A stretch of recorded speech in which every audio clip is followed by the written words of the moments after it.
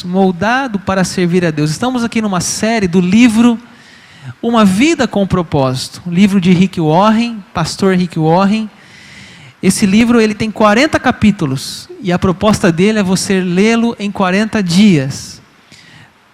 Estamos falando sobre ele aqui nos cultos, estamos meditando nele, é um livro muito rico e nós já estamos indo para o final. Semana que vem já é o último propósito do livro. Já falamos aqui uma introdução, por que motivo estou aqui, é uma parte introdutória do livro, né? Que ele fala que nós não somos acidentes, nem obra do acaso, mas que todos temos um propósito em nossa vida. Aí vem os propósitos, né? Vamos ver aí, primeiro propósito, você foi planejado para agradar a Deus. A questão aqui nesse primeiro é que ele fala que nossa vida é uma vida de adoração. A nossa vida deve ser uma vida de santidade, de consagração, de entrega, não só no templo, tudo que a gente fizer, né? Fazei para Deus, não para os homens, de todo o seu coração. O segundo propósito, criado para ser parte da família de Deus. Então ele fala que aqui nós temos que decidir e pertencer a uma família. A importância da igreja, a importância de você ser batizado, fazer a sua pública profissão de fé, a importância de você congregar. E ele fala que a igreja é um plano e é um propósito divino. Nós falamos sobre a figura do corpo humano aqui. O terceiro propósito, crescendo para ser semelhante a Cristo. Foi semana passada que nós falamos aqui que o objetivo da nossa vida é crescer, né? Tudo que é saudável cresce. Eu tenho uma graminha lá no fundo da minha casa, um espaço pequenininho, mas passa um mês, 2 meses, ela está grande já, tem que cortar de novo. É assim, tudo que é saudável cresce. E nós também crescemos em conhecimento da palavra de Deus, crescemos em maturidade, deixamos velhos hábitos, adquirimos novos hábitos. Então a nossa vida é uma vida de crescimento, a chegar a ser a imagem de Cristo, semelhantes a Cristo, que é o nosso perfeito modelo de ser um ser humano aqui na terra. E hoje é o quarto propósito, penúltimo, semana que vem é o quinto, é moldado para servir a Deus. Então hoje o tema da noite e do livro é que nós temos um papel, nós temos um lugar, nós temos uma função, né, que Deus deu para cada um de nós que está aqui presente, um dom. Deus deu para nós alguma coisa para a gente exercitar. Eu vou falar um pouco mais sobre o tema nessa noite, só uma introdução. Você ter um ministério, um serviço cristão, enfim. Então nós vamos comentar sobre isso aqui agora adiante. Pessoal, todos têm um ministério. A palavra ministério é uma palavra um pouco mal compreendida. Quando fala ministério, talvez a pessoa pense assim, ministro, pastor, padre, freira, ministro, ministério, né? Mas a palavra ministério, na realidade, ela não significa isso. A palavra ministério, ela no grego, diaconia, é serviço. Ministério é servir. A ministério todos aqui presentes deveriam ter um ministério, ter um serviço, ou buscar isso na vida, porque na realidade Deus nos convida, nos chama, não para só se alimentar da palavra, mas também para dar a palavra, para levar a palavra, para abençoar as pessoas. Um dia nós fomos curados para curar outras pessoas. Um dia nós fomos abençoados para abençoar outras pessoas. Nós fomos salvos para levar a salvação a outros. Ou seja, não é só um grupo de missionários, pastores, freiras, padres, enfim, que tem esse papel no corpo de Cristo. Mas Rick Warren vai dizer que cada um de nós tem que desempenhar algo no corpo de Cristo. E assim, não existe serviço pequeno para Deus. Todo serviço para Deus é importante e Ele se agrada do nosso serviço. Tem um tema importante, um tema da Reforma Protestante, que é o sacerdócio de todos os crentes, foi resgatado lá no século XVI. Vamos ler o texto de 1 Pedro 2,9 que está na tela. Vós, porém, sois raça eleita, sacerdócio real, nação santa, povo de propriedade exclusiva de Deus, a fim de proclamar as virtudes daquele que vos chamou das trevas para a sua maravilhosa luz. Irmãos, esse texto, ele nos fala de um princípio de que todos nós, irmãos, somos sacerdote. O que é isso? Antigamente, no Antigo Testamento, você não podia ir até a presença de Deus. Você tinha que, um sacerdote tinha que fazer para você. Alguém tinha que fazer aquela oferta. Era a tribo dos levitas. Eles tinham que fazer aquele sacrifício lá no templo. Mas quando Cristo morreu, diz a palavra, o véu do templo se rasgou. Ou seja, agora em Cristo todos temos acesso a Deus. Então, todos somos sacerdotes. Todos somos sacerdotes. Não é só uma classe privilegiada de quem vai para o seminário, quem estuda teologia. Não. A ideia é que todos nós somos sacerdotes. Ah, mas a oração do pastor é mais poderosa. Será que é?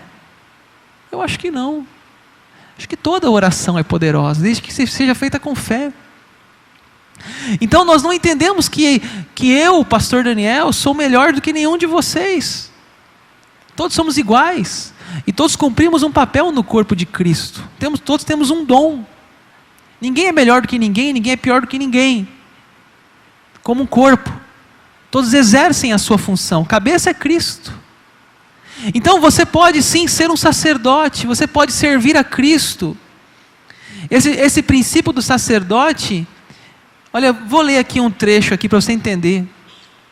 Sempre que os pastores exercem suas funções, escute bem, concentrando a atividade da liderança e não delegando as responsabilidades, tornam suas igrejas excessivamente dependentes, não dando oportunidade para que as pessoas exerçam os seus dons que o Senhor tem concedido, e há um retorno ao sacerdotalismo medieval, contra qual Lutero e os reformadores se insurgiram. Ou seja, a ideia da reforma protestante é sair daquela dependência do clero, onde cada casa que tem uma Bíblia, tem uma família ali, Cristo é invocado, Cristo é exaltado, e você não precisa necessariamente ter um pastor presente para fazer um culto doméstico, e nem um sacerdote do Antigo Testamento para ter ali na sua casa alguém fazendo a sua oferta.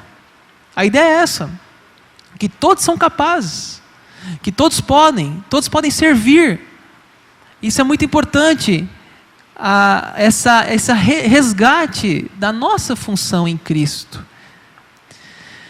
Todos os ministérios são importantes, ou seja, talvez alguns ministérios são de bastidores, talvez nem todo mundo vê. Por exemplo, os irmãos que trabalham no multimídia, eles ficam lá no fundo do templo, mas eles estão lá ajudando a gente a ler a letra, está passando aqui. Eles estão ajudando a gente a ser abençoado com os slides. Então, a ideia de Rick Warren é que todos são valiosos. Você imagine, vamos imaginar um corpo humano. Aí no corpo humano, o rim, ou o fígado, vamos falar o fígado. O fígado fala assim, estou cansado, quero uma férias. Não quero mais ser fígado, quero uma folga. Agora eu quero, quero parar um pouco. Você acha que vai dar certo no corpo se o fígado parar? Se um rim? Irmãos, é a mesma coisa que todos nós temos dons. Todos temos habilidades, e quando a igreja entende isso, irmãos, o potencial de uma igreja é muito maior do que fazer o 0800 pastor, né? 0800, parecia um demônio, 0800 pastor Daniel, né? 0800, sempre, sempre, sempre, sempre. Não, irmãos, estou à disposição, é meu dever. Mas você pode fazer mais, você pode fazer o seu papel no corpo de Cristo. Assim se forma um corpo, não com uma pessoa única. E quando a igreja entende isso, a igreja se expande. Porque não é só uma pessoa trabalhando, são muitos trabalhando em prol do reino de Deus. Essa é a ideia que o Rick Warren nos fala. Ele cita um exemplo no seu livro do Mar Morto e do Mar da Galileia. Essa ilustração é bem antiga já. Não sei se você sabe, mas o Mar Morto, ele não tem saída de água. Ele só recebe. Já o Mar da Galileia, ele recebe e transmite água. O Mar da Galileia tem peixes, tem vida, e o Mar Morto não encontra-se nada nele. Não tem peixes, porque ele tem uma grande quantidade de sal nele. Ele é isolado. Ele não recebe e não dá. Você tem uma ideia? Num litro de água de um mar tem 30 gramas, no Mar Morto tem 300 gramas. Os peixes não sobrevivem. Por isso que chama Mar Morto. Porque quando a gente vive uma vida egoísta, uma vida só para mim, só para o eu, e a gente não doa, a gente não serve, quando a gente não aceita ir para o final da fila, no acampamento, quando a gente não aceita um lugar menor, quando a gente não aceita servir, irmãos, é uma vida egoísta, é uma vida limitada, é uma vida de disputa. E a gente sempre tem que pensar, que tipo de vida a gente está levando, qual o nosso modelo. Eu nunca me esqueço quando uma vez o pastor Lucinho foi pregar num congresso, e tinha um santo homem de Deus junto com ele naquele congresso, e colocaram os dois num quarto bem simples, e o pastor Lucinho então olhou para aquele homem que era mais velho, mais maduro que ele, era o Russell Shedd que estava com ele, e aí ele falou para o Russell Shedd: olha, Russell Shedd, até eu entendo colocar eu num quartinho desse aqui, mas colocar o senhor é grave. E o Russell Shedd então disse assim para o pastor Lucinho: irmão, eu estou em paz, o irmão está em paz? Ele disse: eu não estou não, mas você tá bom. Porque era um homem tão simples. Irmão, se a gente quer ser semelhante a Cristo, a gente tem que ser simples. Qualquer um de nós, inclusive eu. Se o nosso modelo é Cristo, é modelo de simplicidade. É modelo de serviço.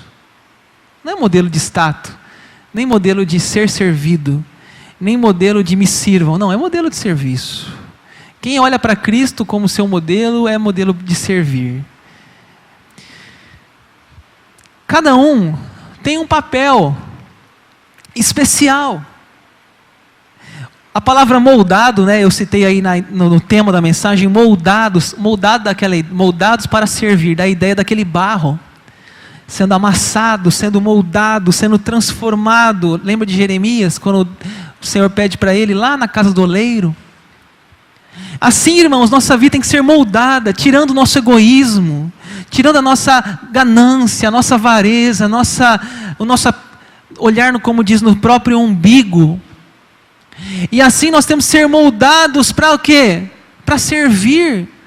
E para servir a Deus, cada um no seu papel, cada um com seu dom. Ele moldou você de um jeito que só você é daquele jeito, que só você pode fazer. Nós não somos uma produção em massa, não somos uma linha de montagem. O ser humano, irmãos, ele é obra-prima e exclusiva de Deus. Deus deu para você habilidades, interesses, talentos, dons, personalidade, experiências de vida, para você usar para a glória dEle. Você acha que o que você passou na sua vida, desde a infância, você acha que Deus não tem um projeto nisso? Você acha que Deus não tem um propósito de formar você do jeito que você é?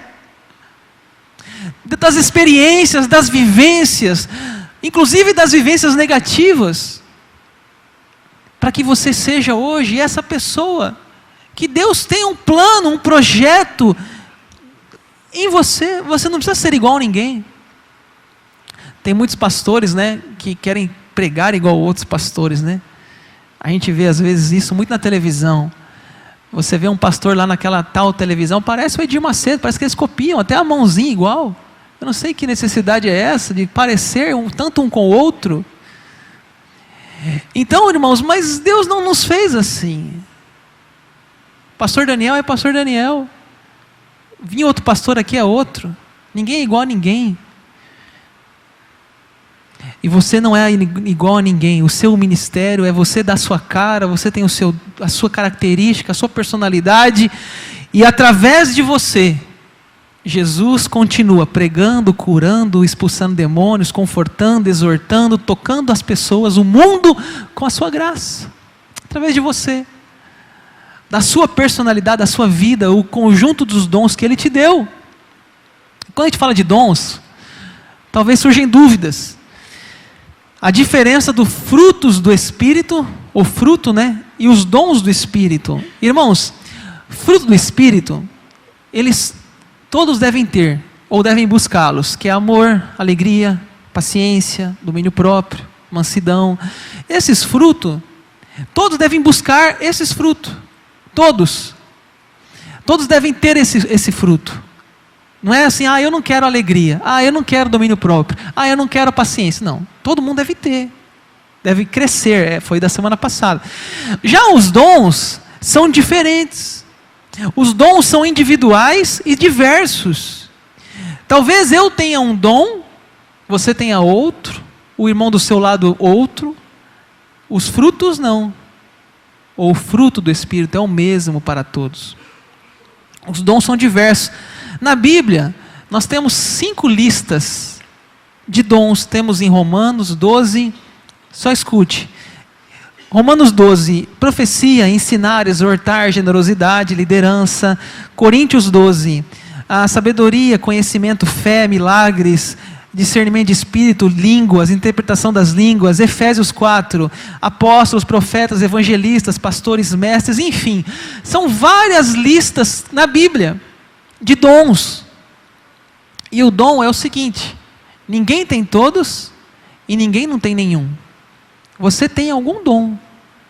O Espírito Santo, a Bíblia fala que Ele dá os dons como lhe apraz. Você tem algum dom. Agora você precisa encontrar esse dom e exercitar esse dom. Cada um de nós tem dons que Deus deu. E veja bem, não é nem você que escolhe, tá? Deus que dá aquele dom. Ele dá para você aquele dom. Deus assim nos dá dons concedidos não para o nosso benefício, mas para o benefício das pessoas. O dom, escute bem, o dom não é para mim, é para os outros. O fruto do Espírito, muitas vezes para mim mesmo. O fruto do Espírito. Mas o dom não. O dom só é exercitado com o outro, para servir o outro, para ajudar o outro. Assim que o dom acontece, é o serviço. Você sabe qual é o seu dom? Você sabe qual é o seu dom? Se eu fizer essa pergunta para você aqui, quem sabe uma boa pergunta para a célula, né? Essa semana. Você sabe qual é o seu dom? A gente precisa tentar descobrir qual é o nosso dom. Né? Isso é importante. Mas pastor, como que eu descubro o meu dom? Né? Deixa eu dar uma dica aqui que o Rick Warren fala no livro. Existem certas coisas na vida que talvez não despertem a sua paixão. Vamos falar de paixão. Tem certas coisas que não despertam, que você não dá mínima. Já outras coisas te entusiasmam, te dão alegria, te prendem a atenção. Outras, como eu disse, te matam de tédio. É um passo para você entender já. Qual o seu dom? Você acha que da onde que veio esses interesses? Vieram de Deus. Deus deu interesse para vocês. Não ignore-os, diz Rick Warren. Não ignore os seus interesses. Deus não fez, eu disse já, Deus não fez a gente uma máquina uma linha de produção. Deus nos fez diferentes. Deus nos fez diferentes, cada pessoa de um jeito. Uns são mais emocionais, outros são mais racionais. Uns gostam de rotina, outros já não gostam de rotina. Uns são mais introvertidos, outros são mais extrovertidos. Você vê na Bíblia. Pedro, sanguíneo, falava sem pensar. Senhor, eu nunca te negarei, Senhor, disse para Jesus. Ao galo cantar, Pedro sabe negar. É o sanguíneo, né? Aquele que age sem pensar, impulsivo. Mas a Bíblia fala também de Paulo. Não era sanguíneo Paulo, Paulo já era colérico. Paulo muitas vezes ficava nervoso e ficava irritado e escrevia cartas ali, saindo fogo pela não era? Ficava nervoso, né? Assim, Jeremias, Moisés, mais melancólico, né? Mais reflexivo, mais curtindo mais o sofrimento muitas vezes. Assim, irmãos, nós entendemos que ninguém é igual a ninguém. Cada um, imagine uma corrida, né? Aquelas raias, cada um tem a sua raia, não precisa olhar para a raia do outro, corre a sua, faça o seu trabalho, faça o seu dom. Pastor Rick Warren fala que a gente tem que testar na prática. Ele fala que, por exemplo, quando ele era jovem, ele não sabia que ele tinha o dom do ensino, da pregação. Ele disse que morria de medo de pregar. Você imagine, pastor Rick Warren, escute bem, não gostava de pregar. Rick Warren. Então você veja que aí ele pregou um dia, pregou outro dia, pregou a terceira vez, começou a gostar da coisa. E as pessoas começaram a gostar do dom dele. Porque com certeza multidões param para ouvi-lo. Por quê? Porque era o dom que Deus deu para ele. Poxa, era o que Deus tinha na vida dele. Era ser um escritor, ser um pastor, ser um pregador da palavra. Esse era o seu dom. E com certeza muitas pessoas foram abençoadas com a sua vida. Então o Rick Warren fala da gente testar, vai testando, sirva numa área, sirva em outra área, sirva nas células, sirva nos ministérios, vai servindo, vai pedindo a Deus que te mostre qual é o seu dom, qual é o que Deus está colocando em sua vida, se é para ser um professor, se é para você fazer o que seja para o reino de Cristo. Aqui na IPI de Rondonópolis, nós temos muitas formas de você encontrar algo para você fazer. Agora no Congresso Vida Nova é um exemplo. No Congresso Vida Nova, nós temos várias áreas atuando lá dentro do Congresso. Você acha que não é importante o Ministério da Oração? Nós vamos ter pessoas lá no Vida Nova, pessoas que vão estar ali o tempo todo para orar pelo Congresso. E um dos ministérios mais importantes na Bíblia, entre os dons, é o da oração. É da oração. Então você pode descobrir os seus dons, seja servindo um congresso, seja servindo nos cultos, servindo no ministério infantil, servindo em qual área que você puder se ir descobrindo na igreja, na célula. Quem sabe lá sua célula não tem ninguém que toca violão. Aí você vai começar lá, aquele violãozinho, aquela aulinha básica, vai lá pegando. Logo mais, quem sabe você já não é o nosso músico da célula, louvando a Deus com aquele instrumento. Ou você acha assim, ai pastor, eu tenho morro de vergonha de falar em público. Quem sabe você na próxima multiplicação, você não vai ser aquele líder daquela célula. É assim. Você acha que eu imaginava que eu seria um pastor? Você acha que eu imaginava, quando eu tinha 15 anos de idade? Meu pai falou assim, Daniel, o que você vai fazer da vida? Eu falei assim, pai, é duas coisas. Ou eu vou ser jogador de futebol, ou eu vou ser músico. Não tinha outra coisa para fazer na vida.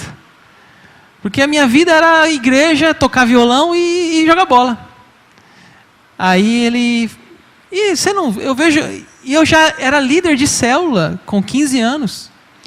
Eu liderava pequenos grupos dentro da escola. Levar o violão, tocar violão no hora do intervalo. A música que eu gostava mais de tocar era Alegria Está no Coração. eu começava a alegria, todo mundo cantava.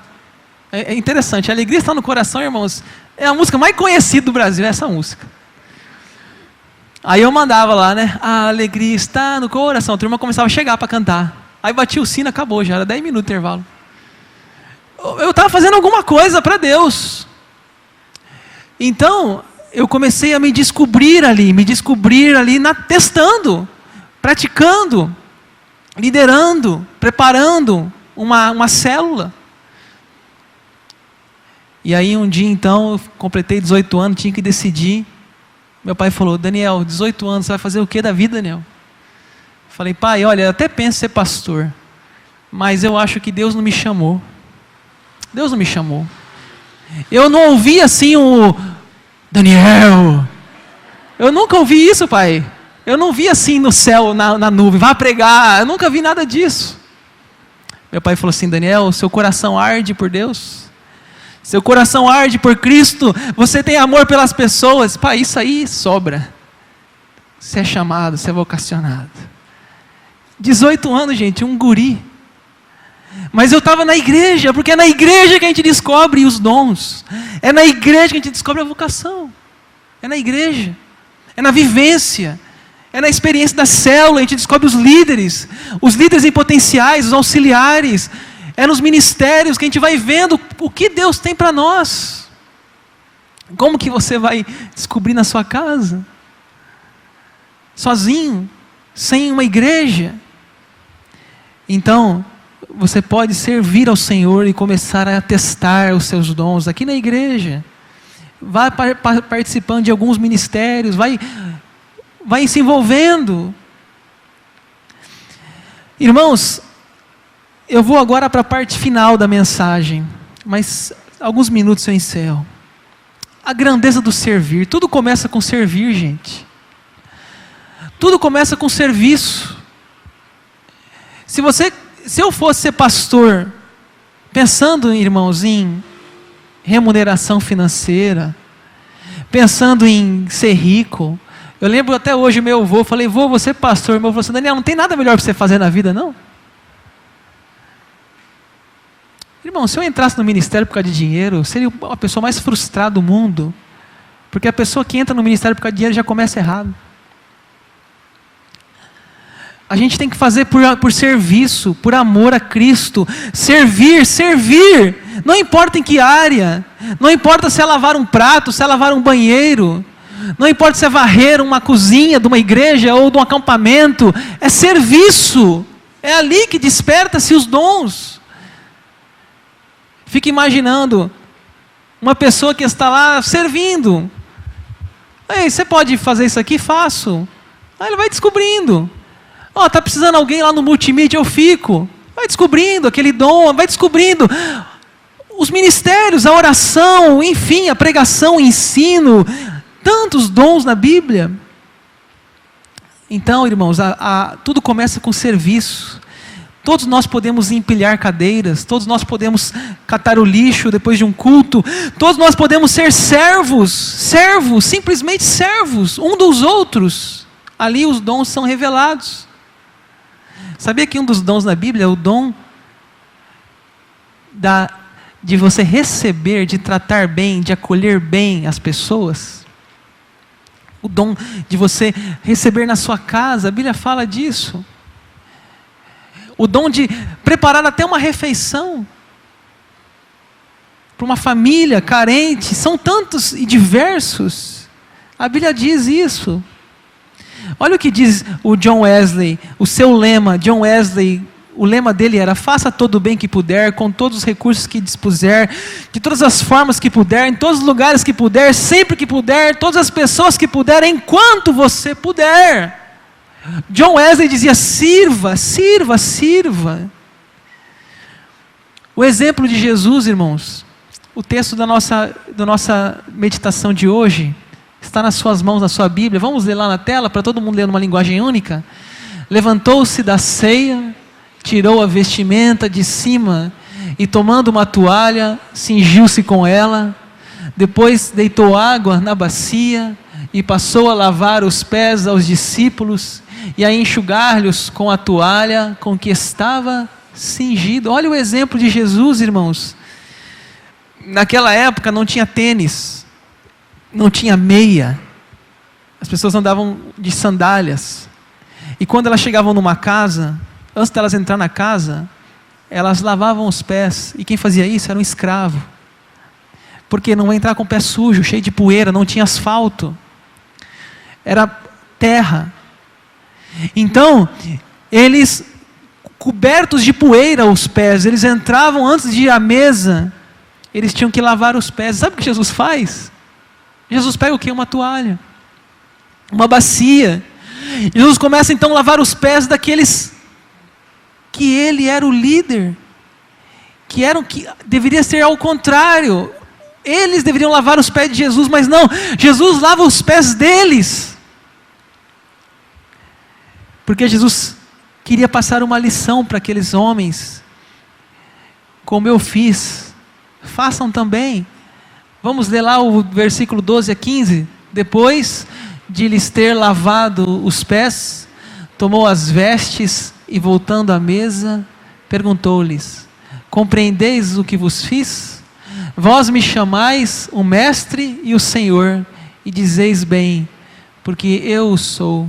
Ora, se eu, sendo o Senhor e o Mestre, vos lavei os pés, também vós deveis lavar os pés uns dos outros, porque eu vos dei o exemplo, para que, como eu vos fiz, façais vós também. Gente, Jesus lavou os pés de homens cheios de vaidade, os pés de homens cheios de orgulho. Um deles ali era Judas, mas ele lavou, e ele disse que os discípulos dele deveriam fazer o mesmo, seguir o seu exemplo. Escute essa frase: o cristão não deve se envergonhar de fazer nenhuma coisa que Jesus tenha feito. Lavar os pés, lavar o banheiro, isso não diminui ninguém. Quando a gente está disposto aos serviços mais simples, é o sinal que a gente entendeu a nossa verdadeira missão, de ser igual a Cristo, de não brigar por pedestal, e nem brigar por destaque, mas fazer tudo para o Senhor, não para homens, como diz, de todo o nosso coração. Assim Jesus, o Rei, o soberano, ele pega uma toalha, o Rei, o soberano, lava os pés sujos dos discípulos. O que Jesus queria ensinar para a gente não era simplesmente uma lavagem, mas uma atitude de humildade e a vontade de servir as pessoas. Irmãos, desde que a gente acorda de manhã, a gente tem que colocar nessa cabeça: eu sou o servo. Começar pelo trânsito. Imagine a briga no trânsito. Eu só cheguei primeiro, eu estou aqui na vaga. Olha, não é fácil. Não é fácil. É um constante renunciar-se. É um constante pensamento: eu sou um servo, eu sou um servo, eu sou um servo. Eu encerro. O pessoal do louvor aqui pode se preparar. Algumas perguntas. Como você tem desenvolvido os dons e talentos que Deus lhe deu? Perguntas. Segunda: tem sido diligente com seus dons? Você que é diligente? Diligente é uma pessoa aplicada, dedicada. Terceira: você tem crescido e ajudado outros a crescerem em maturidade, em crescimento espiritual? Quarto: você hoje é melhor do que ontem? Ou seja, você tem se deixado moldar? E último: você tem exercido seus dons e talentos para a glória de Deus e a edificação da igreja de Cristo? Reflexão da noite. Feche os olhos.